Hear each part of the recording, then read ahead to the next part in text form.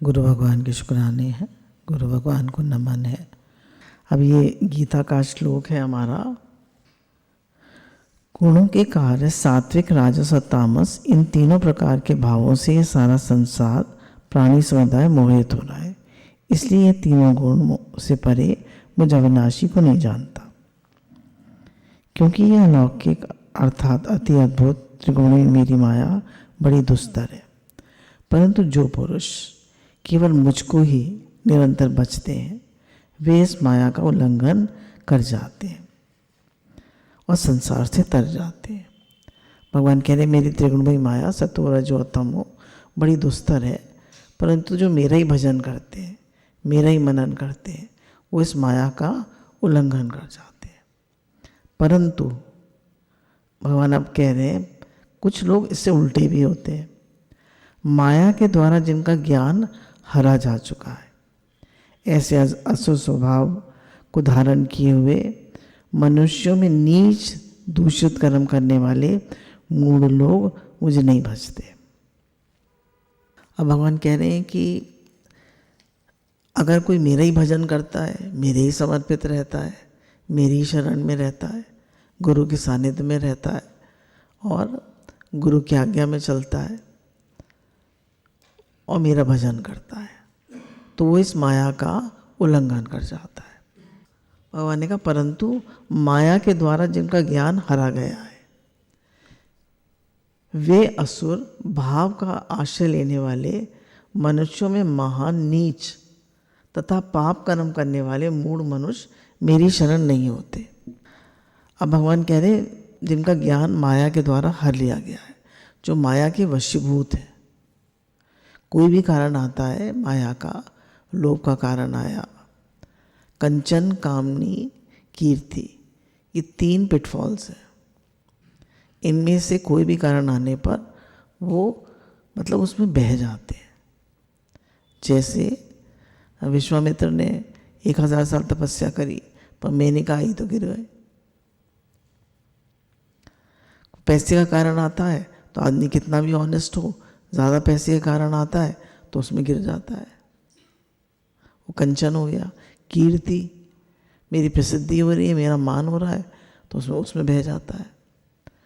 तो गुरु कहते हैं कि इन सब में बहकर मनुष्य माया में फंस जाता है। ये 3 पिटफॉल्स हैं, पर जो गुरु के सानिध्य में रहता है वो इनसे बच जाता है और वो माया का साथ में भजन भी करे, है ना, साथ में भजन भी करे और सेवा में भी रहे, तभी वो उल्लंघन कर सकता है। अब भगवान कह रहे हैं कि माया के द्वारा जिनका ज्ञान हरा गया है, वे आसुरी स्वभाव वाले, तो कह रहे हैं जो दुष्कृत्य होते हैं, मूढ़ होते हैं, वे भगवान की शरण नहीं होते। जो दुष्कृत्य होते हैं, दुष्कृत्य कौन होते हैं? जो हमको मिला हुआ है उसमें तो ममता करते हैं, ये मेरा है, घर मेरा है, परिवार मेरा है, बच्चे मेरे, बड़ी मोहासक्ति करते हैं बच्चों में, घर में, परिवार में, बिजनेस में, हर चीज़ में। ये मेरी है, ये मेरी दुकान है, ये मेरा बिजनेस है, मेरा मेरा करते रहते हैं। तो वो जो प्राप्त पदार्थ है उसमें तो ममता करते हैं, और जो नहीं मिला है उसकी बड़ी कामना करते हैं कि भाई ये मिल जाए, वो मिल जाए, ऐसा हो जाए, वैसा हो जाए। पूरा जीवन उनका इसी में निकल जाता है। जो मिला हुआ है उसमें आसक्ति, और जो नहीं मिला उसकी कामना। तो कह रहे हैं ऐसे लोग जो हैं वो दुष्कृति होते हैं। अब ये भगवान की शरण नहीं होते हैं, क्योंकि इनके लिए संसार ही सब कुछ है। कह रहे कामना में फंसकर ये लोग निषिद्ध और शास्त्र विपरीत आचरण भी करते हैं और विषयों का सेवन करते हैं। विषय कौन से हुए? शब्द, स्पर्श, रूप, रसगंध, इनके चक्कर में पड़ जाते हैं। तो किसी फ्रेंड ने कहा कि भैया पिक्चर चलो, वो टिकट ले रहा था, उसकी बर्थडे थी, फिर उसने कहा रेस्टोरेंट में खाना भी खाएंगे। अब वो सब मनुष्य फंस जाता है। फिर और बातें भी होती हैं दुनिया भर की, खाना पीना भोगना। गुरु कहते हैं चलो गुरु की आज्ञा से जा रहे हो, सब काम बता के कर रहे हो तो ठीक है, और जब हम बिना बताए करते हैं तो हम फंस जाते हैं। तो कह रहे हैं कामना में फंसकर वो निषिद्ध कर्म करता है, और लोभ में फंसकर, अगर लोभ में फंस जाए तो झूठ, कपट, विश्वासघात, बेईमानी आदि पाप करता है। और क्रोध के वशीभूत होकर और क्रोध आ जाए तो द्वेष करता है, पाप करता है और दुर्भाव रखता है, हिंसा करता है। इसमें दुष्कृति है। दुष्कृति कौन है? जो काम, क्रोध और लोभ के अधीन रहता है, इनके चक्कर में पड़ जाता है। जो मिला हुआ है उससे ममता, जो नहीं मिला उसकी कामना, और जब इच्छा पूरी नहीं हुई तो क्रोध, कामना पूरी हो गई तो लोभ, कामना पूरी नहीं हुई तो क्रोध। इस चक्कर में फंस जाता है तो वो दुष्कृति है। अब इस कह रहे हैं भगवान के सिवाय अगर वो दूसरी सत्ता मानता है तब कामना पैदा होती है, और कामना पैदा होने से मनुष्य माया में मोहित हो जाते हैं। हम जीते रहें, हम भोगते रहें, ये बात उनको जच जाती है। इसलिए वे भगवान की शरण नहीं होते, प्रत्युत वस्तु, पदार्थ आदि की शरण हो जाते हैं। देखिए, अगर हमारे जीवन में गुरु ना हो तो हमारी क्या हालत हो। हर मनुष्य भाई मेरा घर है, मेरे बच्चे हैं, मुझे इन्हें बड़ा करना है, मुझे इन्हें सेटल करना है, उनकी शादी हो गई, सेटल हो गए, इसी में लगा रहता है। वो गुरु होते हैं तो वो हमें कहते हैं मनुष्य जन्म परमात्मा प्राप्ति के लिए मिला है। वो हमें एक महान लक्ष्य, जिसको लिए मनुष्य शरीर मिला है, वो दिखाते हैं और उसी में हमारा जीवन लगाते हैं। कम से कम जगाते तो रहते हैं, नहीं तो हर मनुष्य सोया पड़ा है, माया में फंसा हुआ है। तो कह रहे हैं जो लोग दुष्कृति हैं, जो सत्संग में नहीं आते, गुरु की शरण में नहीं है, वो तो सिर्फ खाने पीने भोगने में लगे रहते हैं।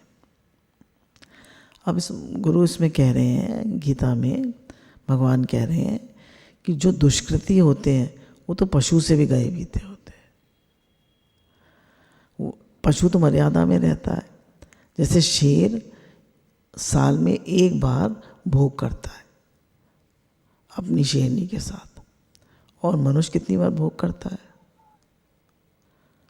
और पशु का पेट भर जाता है तो फिर नहीं खाता, वो बार बार नहीं खाता, उसके खाने में भी संयम होता है। और मनुष्य को ना खाने में संयम है, ना उसको किसी बात में संयम नहीं है, ना खाने में, ना पीने में, किसी चीज़ में संयम नहीं है। तो उन्होंने कहा पशु जो हैं, जो लोग दुष्कृति हैं, उनसे पशु ज़्यादा बेटर है। क्यों? क्योंकि वो तो अपने पाप काट कर तो मनुष्य योनि में जा रहे हैं, और जो दुष्कृति हैं वो मनुष्य योनि उन्हें मिली है, पर दुष्कर्म करके वो पशु योनि में जा रहे हैं। कितना फर्क हो गया। तो गुरु कहते हैं जिन्हीं ने लीनियो ज्ञान, तिनका खाना पीना भोगना सब पशु समान। अगर हमें गुरु नहीं मिले, ज्ञान नहीं मिला, तो खाना पीना भोगना सब पशु के समान है। मनुष्य और नीच योनियों में चला जाता है। बोले ऐसे नीच मनुष्य जो होते हैं वो नरकों के अधिकारी होते हैं। कहते हैं ना, कितना एंजॉय कर रहे हैं वो, देखो वो फॉरेन ट्रिप पे गए हैं, खा रहे हैं, पी रहे हैं, भोग रहे हैं, पर मिल क्या रहा है? पैसा खर्च हो रहा है, वृत्तियां बाहरमुखी हो रही हैं, पेट खराब हो रहे हैं, थक रहे हैं, मिल क्या रहा है? कुछ अंतर्मुखी हुए, कुछ स्पिरिचुअल अपलिफ्टमेंट हुई? कुछ भी नहीं हुआ। सिर्फ थक हार के, पैसा खर्च करके आ गए, बड़ा एंजॉय किया, बड़ा एंजॉय किया। कह रहे हैं जो लोग दुष्कृति होते हैं वो सांसारिक पदार्थों को ही महत्व देते हैं, और रुपयों को खास महत्व देते हैं। अब मेरी इतनी करोड़ों की एफडी हो गई है, अब इतने मेरे करोड़ का फ्लैट हो गया है,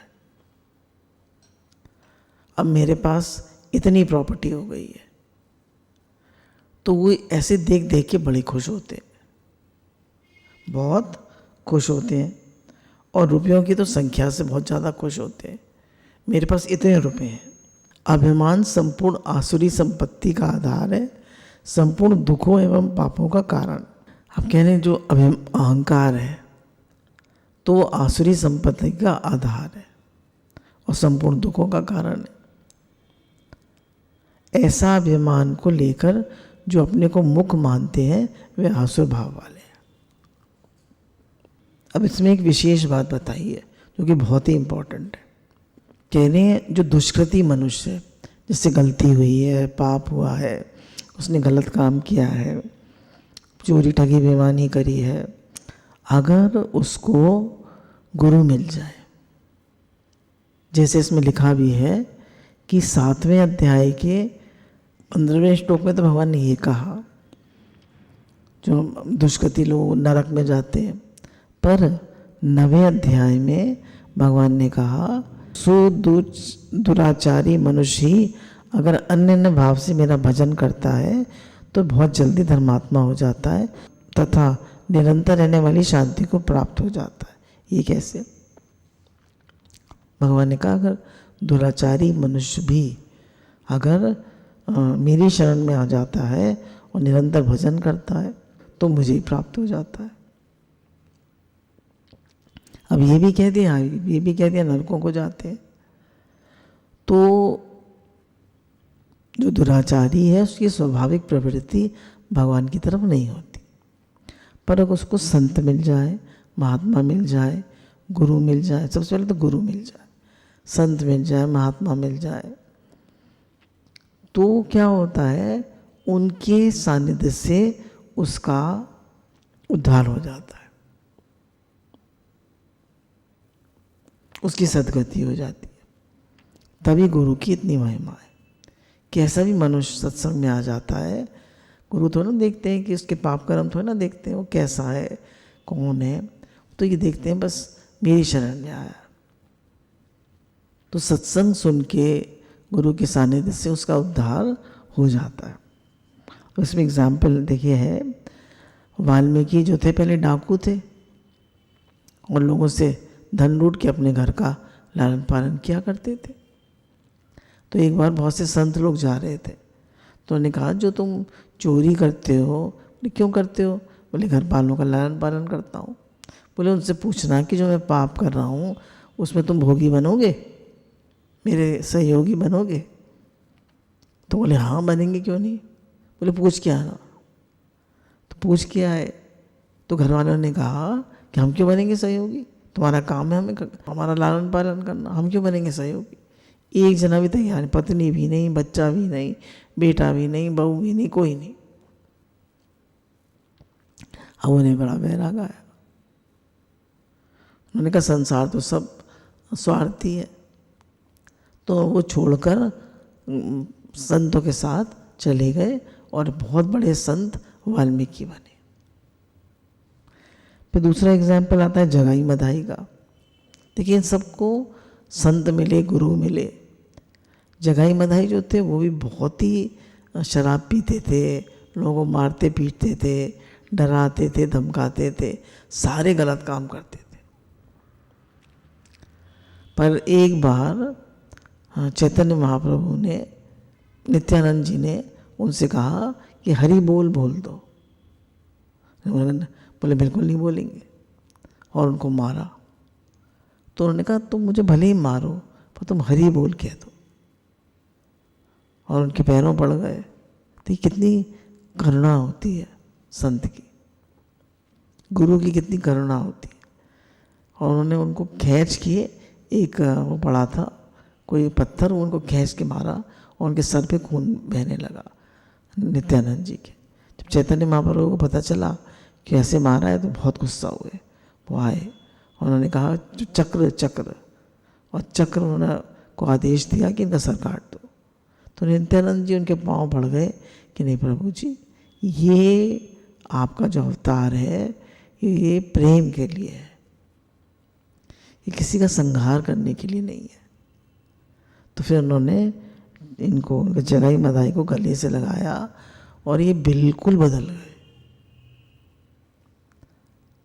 बहुत पश्चाताप किया, बहुत रोए और बराबर भजन करते रहते थे और फिर ये बहुत बड़े संत बने।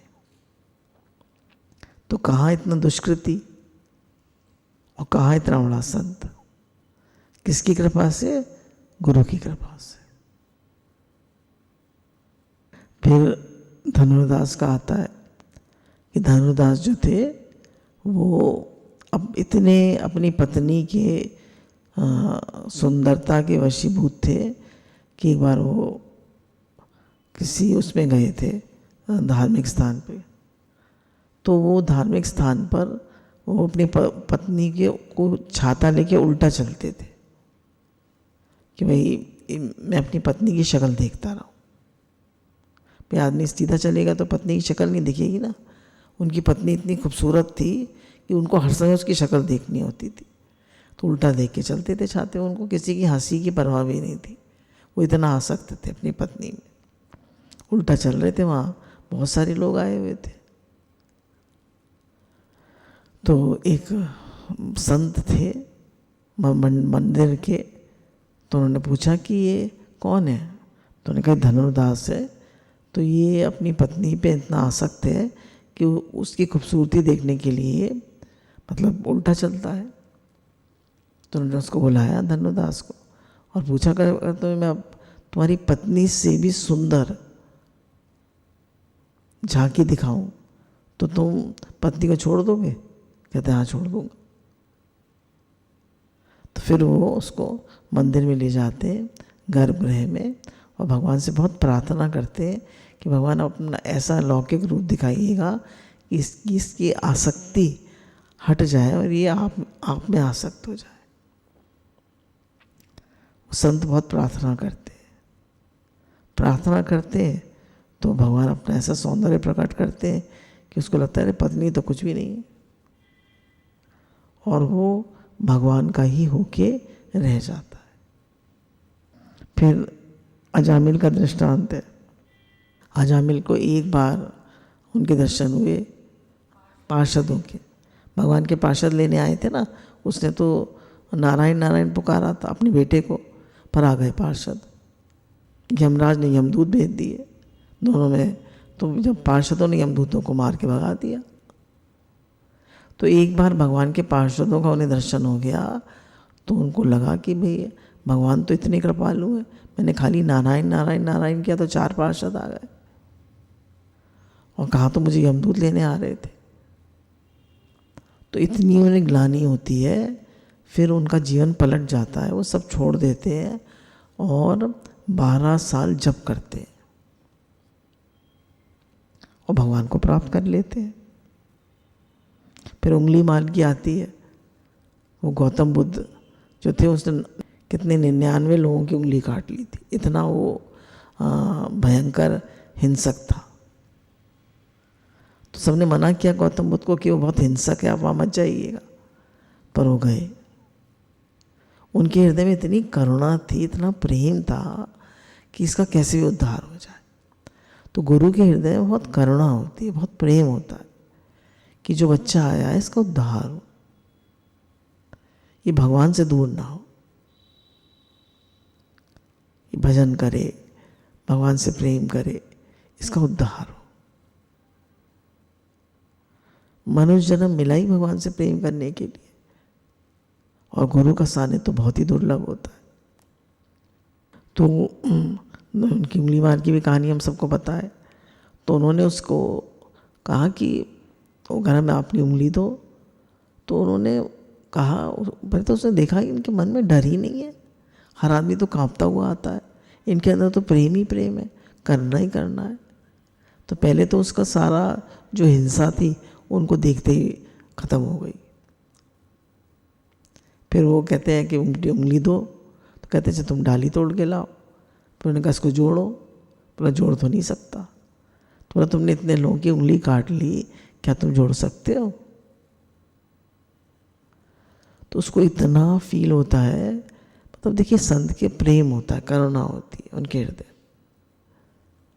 तो वो उनके प्रेम को फील करके वो उनका शिष्य बन जाता है और सब लोग उसको फिर बहुत, जब वो जाता है भिक्षा लेने, उसी गांव में भेजते हैं जहाँ पे उसने हिंसा करी थी। तो लोग उसको बहुत मारते हैं ईंटों से, पत्थरों से, पर वो सब सहन करता है कहता है मैंने भी तो लोगों को दुख दिया है।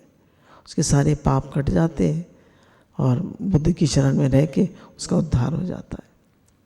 तो हमारे शास्त्रों में ऐसे ऐसे दृष्टांत हैं और हमारे गुरुजी बता रहे हैं, अम्मा जी का दृष्टांत है कैसे उन्हें गुरु मिले। तो साधारण उमा से उमा भगवान बन गए। तो गुरुजी कह रहे हैं कि गुरु ही हमें पार लगा सकते हैं। तो जब हम गुरु की शरण में आते हैं, भगवान की शरण में आते हैं, तो हमें पार कर देते हैं इस माया से। अब कह रहे हैं जो वास्तव में दुराचारी अधिक दया का पात्र है, कारण कि वह अपना ही महान अहित कर रहा है, भगवान का कुछ भी नहीं बिगाड़ रहा। इसलिए किसी कारणवश, कह रहे हैं किसी भी कारणवश कोई आफत पड़ जाए, कोई संकट आ जाए, उसका कोई सहारा न रहे, तो वह भगवान को पुकार उठेगा। जैसे गजेंद्र ने पुकारा था ना, करा उसका लगा भैया सारी तो पत्नियां हार गई, सारे उसके बेटे बच्चे हार गए, पर जब उसको लगा कोई मुझे बचाने वाला नहीं है, तो उसने भगवान को पुकारा। तो बोले डर के मारे वो पुकार उठे।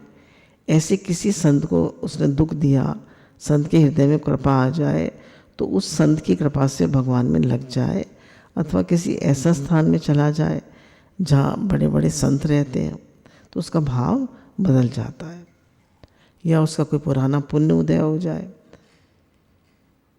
और वो भगवान की शरण हो सकता है। ऐसे पापी पुरुष अगर भगवान में लगता है तो बड़ी दृढ़ता से लगता है। कह रहे अपने अंदर किसी भी विशेषता का अनुभव ना करना। और मैं तो बहुत दुराचारी हूँ, बहुत खराब हूँ, मेरे अंदर तो कोई विशेषता है ही नहीं, मैं तो कुछ भी नहीं हूँ। मैं तो बहुत उसके अंदर एक दैन्य होता है, तो उसके अंदर एक पुकार होती है कि भगवान मैं तो बहुत खराब हूँ, मुझे मेरा उद्धार करो। वो भी किसके सानिध्य से? गुरु के सानिध्य से। मैं अच्छा आदमी हूँ, मैंने बड़े पुण्य किए हैं, मैंने बड़ी से किसी भी चीज़ का अभिमान अभिमान नहीं होना चाहिए, और कोई विशेषता नहीं होनी चाहिए कि मेरे में कोई विशेषता है और या मेरे में कोई अभिमान है। अभिमान नहीं होना चाहिए और विशेषता नहीं होनी चाहिए। तो भगवान की कृपा उस व्यक्ति पे उतर आती है, भगवान की विशेषता उतर आती है। तो कह रहे हैं कि भगवान में लग जाता है दृढ़ता से। क्यों? उसके भीतर कोई अच्छाई नहीं होती, इसलिए अच्छे पने का अभिमान नहीं होता। उसके अंदर कोई अच्छाई नहीं है, तो किस अच्छे पने का अभिमान करे? हर आदमी में एक अच्छाई पने का अभिमान होता है। अब बेचारा जो दुष्कृति वो किस चीज़ का अभिमान करे? वो तो वैसे ही बेचारा गिल्ट से दबा पड़ा है। अब कह रहे संपूर्ण प्राणियों में भगवान की व्यापकता है, और भगवान जो है वो अपने बच्चों को बहुत प्यार करते हैं।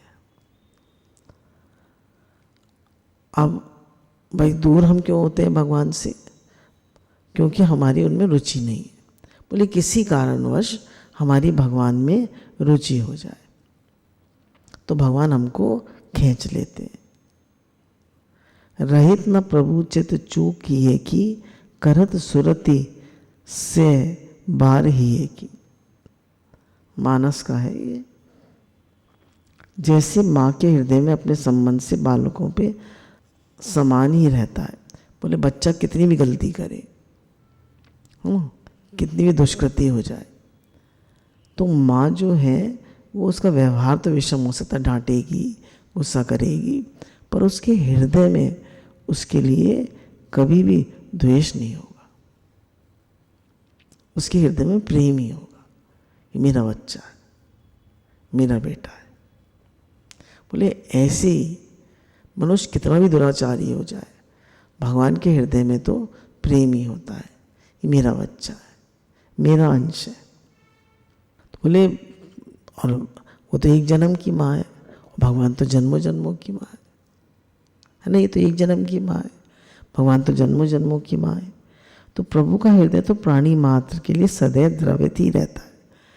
प्राणी निमित्त मात्र भी शरण हो जाए तो प्रभु विशेष द्रवित हो जाते हैं। बोले हम थोड़ा भी शरण हो जाएं तो भगवान विशेष द्रवित हो जाते हैं। जैन नर होई चराचर द्रोही, आवे सबे शरण ताकी मोही, तजी मत मोह कपट छल नाना, करऊं सदते ही साधु समाना। भगवान कह रहे हैं कोई कितना भी दुराचारी हो, द्रोही हो, ये मानस का है, रामचरितमानस का, अगर वो मोह छल कपट तज के मेरी शरण आ जाता है तो मैं उसको साधु समान ही समझता हूँ। कितना प्रेम है गुरु का। इसका तात्पर्य है कि जो चराचर प्राणियों के साथ द्वेष करने वाला है, वह अगर कहीं भी आश्रय न मिलने से भयभीत होकर सर्वथा मेरी आश्रय ले लेता है तो उसमें होने वाले मद मोह कपट नाना छल आदि दोषों की तरफ न देखकर, केवल उसके भाव की तरफ देखकर मैं उसको बहुत जल्दी साधु बना लेता। देखिए भगवान का कितना प्रेम। कह रहे मैं उसका मद मोह छल कपट कुछ भी नहीं देखता, मैं केवल उसका प्रेम का भाव देखता हूँ। भगवान का, गुरु का इतना प्रेम है कि वो सिर्फ हमारा प्रेम का भाव देखते और वो कुछ नहीं देखते। और मनुष्य जो होता है एक गलती पे हमें अस्वीकार कर देता है, और भगवान 1000 गलतियां करने पर भी हमें स्वीकार करने के लिए तैयार है। हे नाथ, हे नाथ, हे नाथ, मैं आपको कभी भूलूं नहीं। हे नाथ, हे नाथ, मैं आपको कभी भूलूं नहीं। हे नाथ, मुझे आप मुझे प्यारे लगे, आप मुझे अच्छे लगे। हे नाथ, हे नाथ, हे नाथ।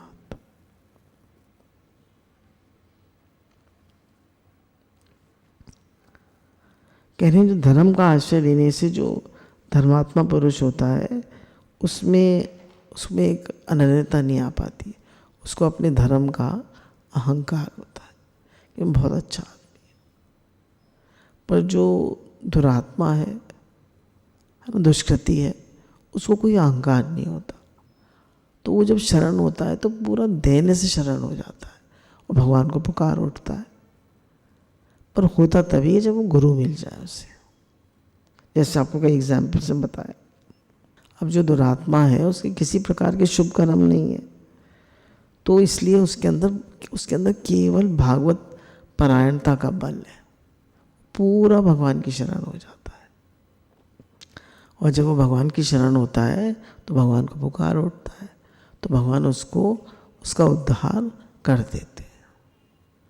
तो हम कैसे भी हैं, जैसे भी हैं, हम तो भगवान जी आपके हैं, है ना। हम कितने भी दुराचारी हैं, हम कितने भी कैसे भी हैं, प्रभु जी हम तो आपके हैं। और ख़ास बात है कि हम अपने अंदर कोई विशेषता न माने, किसी बात का अभिमान ना करें। मैं तो कुछ नहीं, मेरे अंदर तो सारी कमियां ही कमियां हैं। तो जब हम ऐसा फील करते हैं कि मेरे अंदर तो कमियां ही कमियां हैं और भगवान इतने कृपालु हैं, दयालु हैं, तो वो जब हमको अपने अंदर देने आता है तो फिर गुरु भगवान कृपा करते हैं। अब भगवान कह रहे मेन जो बात है वो ये है कि मनुष्य जो है मेरे सम्मुख नहीं होता है और मेरे विमुख होता है। अगर वो मेरे सम्मुख हो जाए, और सम्मुख होना क्या है कि हर समय हम भगवान की शरण में रहें, कभी भी अहंकार ना करें कि मैं कुछ कर सकता हूँ, मैं कुछ हूँ, मैं तो कुछ भी नहीं हूँ प्रभु, सब गुरु जी सब आपका है। जो बच्चा गुरु की शरण में रहता है वो कहता है गुरु जी सब आपका, मेरा है क्या। अगर हम देखें तो ये शरीर भगवान का है, ये घर भगवान का है, सब कुछ तो भगवान का है, हमारा है क्या यहाँ।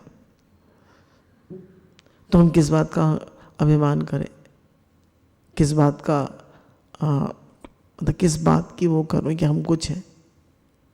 तो अंदर में ये होना चाहिए मैं कुछ भी नहीं हूँ, कुछ भी। तो जैसे ही हम भगवान के सम्मुख होते हैं तो भगवान हम पर कृपा करते हैं। कह रहे हैं जैसे जो भगवान के सम्मुख है वह सुकृति है, और जो भगवान के विमुख है वो दुष्कृति है।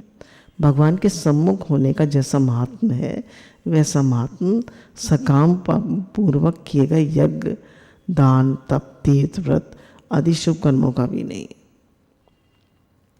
कह रहे कितने भी आप यज्ञ, तप, दान करो सकाम भाव से, देखिए निष्काम भाव से नहीं, सकाम भाव से, तो उसका जैसा फल है वैसा फल जो है, जो आर्त होकर भगवान को पुकारता है, उसके समान उसका भी फल नहीं। कह रहे परंतु जो सर्वथा अपने को अयोग्य समझकर, अपने में किसी तरह की पवित्रता न देखकर आर्त भाव से भगवान के सम्मुख होकर रो पड़ता है, मैं तो कुछ भी नहीं हूँ, मैं तो आपका छोटा बच्चा, मेरे से गलती हो जाती है, बार बार मैं आपको भूल जाता हूँ, दूसरा देख लेता हूँ, राग द्वेष कर लेता हूँ। उसकी पवित्रता भगवत कृपा से बहुत जल्दी होती है।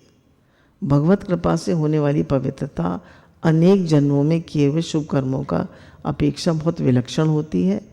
इसी तरह शुभ कर्म करने वाले सुकृति भी शुभ कर्मों का आश्रय छोड़कर भगवान को पुकार उठते हैं, तो उनका भी शुभ कर्मों का आश्रय न रहकर एक भगवान का आश्रय हो जाता है। कह रहे अगर आपने शुभ कर्म भी किए हैं तो आप उन शुभ कर्मों का आश्रय छोड़ दीजिए। आप बहुत अच्छे भी हैं, आपने बहुत सबकी हेल्प करी है, सबके लिए बहुत किया है, उसका सबका आश्रय छोड़ दीजिए। भगवान सब आपने कराया, गुरुजी सब आपने कराया, मैं तो कुछ भी नहीं,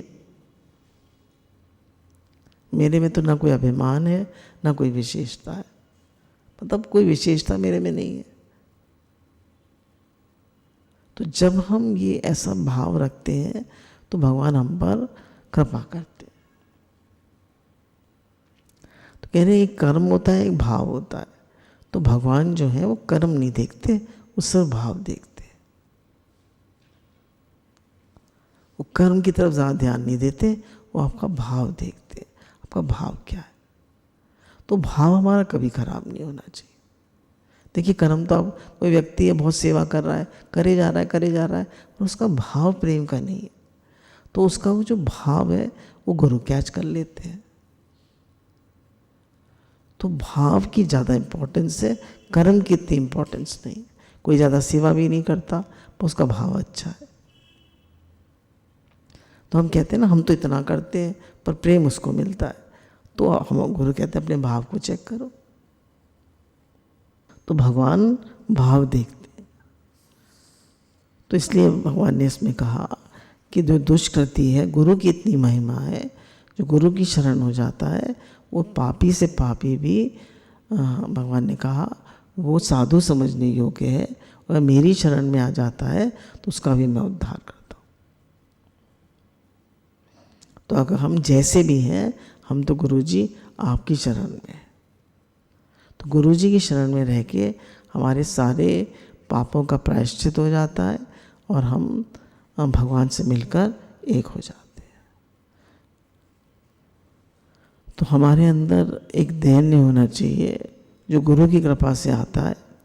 तो सारे शुक्राने गुरु भगवान के हैं, अम्मा जी के हैं, जो हमें उन्होंने अपनी शरण में ले लिया और हमें भगवान में लगा रहे हैं, भजन में लगा रहे हैं और बराबर हमारा उद्धार कर रहे हैं। संसार में कहाँ उद्धार होता है। गुरु भगवान के अनंत अनंत शुक्राने।